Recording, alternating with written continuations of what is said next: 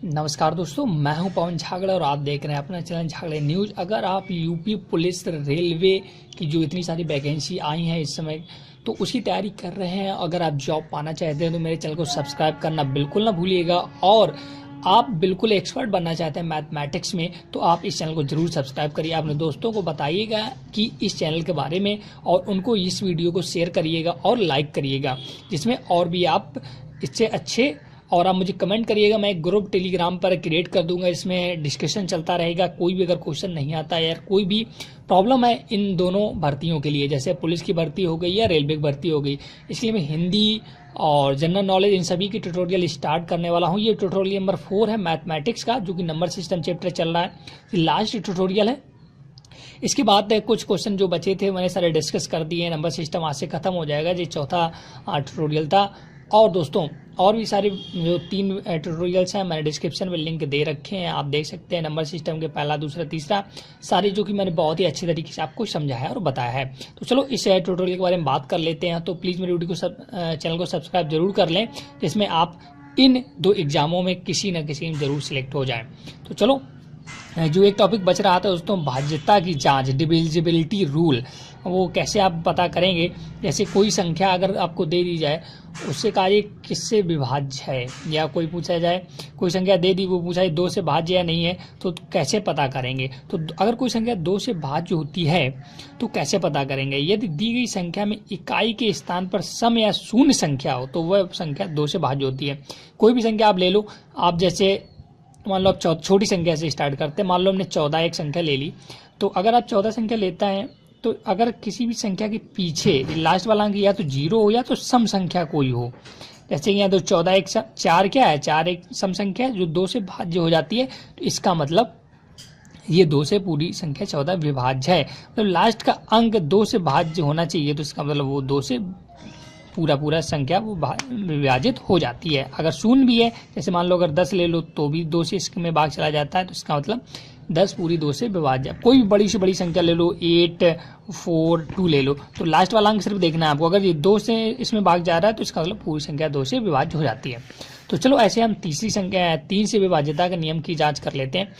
यदि दी गई संख्या के अंकों का योग 3 से विभाजित हो जाता है तो वह संख्या 3 से विभाजित हो जाती है। दोस्तों जी हाँ, अगर कोई संख्या दी गई, उन सभी अंकों को जोड़ लो, अगर वो 3 से विभाजित हो रहा है तो इसका मतलब वो पूरी संख्या 3 से विभाजित होगी। एग्जाम्पल पर अगर हम सबसे पहले छोटी संख्या लेते हैं, मान लो 2 अंकों की 27 ले लेते हैं।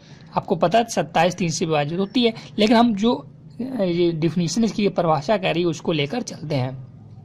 परिभाषा करी, इन दोनों संख्याओं को ऐड कर लो, मतलब 2 + 7 = 9 हो जाता। अगर ये जो योग आया ये 3 से विभाजित हो जाता है, 3 × 9, इसका मतलब ये 27 भी विभाजित हो जाती है। ठीक है, अगर एक बड़ी संख्या ले, मान लो 3, 5, 7 ले लेते हैं। ठीक, तो इसको कैसे आप जांचेंगे, तो क्या करना, हमें तीनों को ऐड कर देना, मतलब 3 + 5 + 7, तो 7, 5, 12, 3, 15। अगर 15 पूरी संख्या 3 से विभाजित हो जाती है, मतलब हो रही है, इसका 5 आएगा, तो इसका मतलब 357 भी 3 से विभाजित हो जाती है। अगर हम 4 के रूल की बात करें, 4 के भाज्य का नियम, तो इसमें क्या होगा, यदि दी गई संख्या के पीछे के 2 अंक 4 से विभाज्य हैं तो पूरी संख्या विभाज्य होगी। बिल्कुल जाहिर सी बात है। अगर कोई संख्या दी है, मान लो 44 दी है, ठीक है, ये तो सिंपल थी, मान लो 404 दी, ये तो आपको दिख रहा है सिंपल, लेकिन बस आपको पीछे के 4 अंक देखने हैं। ठीक है, मान लो 824 दिया है, तो अगर 824 को अगर हम पीछे के 2 अंक 4 से विभाजित हो रहे हैं, 4 से भाग चला जाता है 6, इसका मतलब पूरी संख्या विभाजित हो रही है। ठीक है, आप कोई भी संख्या ले लो, मान लो आप ले लेते हैं 9 और 28, तो अगर देखो लास्ट के 2 अंक विभाजित हो रहे हैं, 4 × 7 = 28, इसका मतलब पूरी संख्या विभाज्य हो जाएगी आपकी 4 से। तो ऐसे 4 का रूल निकालना है। 5 का आपको सभी को पता होगा, किसी भी संख्या के पीछे या तो 0 आए या तो अंक 5 आए। जैसे मान लो कोई संख्या ले लेते हैं 525, तो 5 विभाजित हो जाएगी, क्योंकि 5 आ रहा है लास्ट में। और अगर कोई 0 आ जाए, 9, 0, 8, 0 अगर आ रहा है तो भी ये 5 से विभाजित होती है, ये आपको पता ही होगा। तो चलो और भी कुछ जान लेते हैं नियम। जैसे 6 से कैसे चेक करेंगे, 6 की विभाज्यता का नियम कैसे जांचेंगे। तो 6 की संख्या मतलब सबसे छोटी संख्या मान लो 36 लेते हैं, तो इसकी विभाज्यता का नियम है क्या, यदि दी गई संख्या 2 व 3 से पूर्णतः विभाजित होती है तो वह 6 से भी भाज्य होगी। तो 36 है, तो इसमें हमें 2 चीज़ें चेक करनी पड़ती हैं। सबसे पहले इसको चेक कर लो 2 से विभाजित है या नहीं है, फिर 3 से कर लो। तो 2 से विभाजित करने का नियम हम पहले आपको बता चुके, लास्ट का अंक किससे 2 से विभाजित होना चाहिए। तो 2 3 6, इसका मतलब चलो 2 से तो पास हो गया, बचा 3।